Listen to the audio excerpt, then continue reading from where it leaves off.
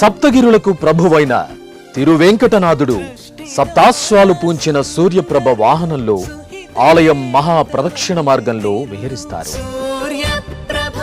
ఉదయభానుని బంగారు కిరణాలు తిరుమలేసుని వజ్ర కిరీటంపై, వక్షస్థలంపై, శంఖచక్రాలపై, శ్రీవారి పాదపద్మాలపై ప్రసరించే మనోహర దృశ్యాన్ని వీక్షించండి. సంపూర్ణ ఆరోగ్యాన్ని పొందండి.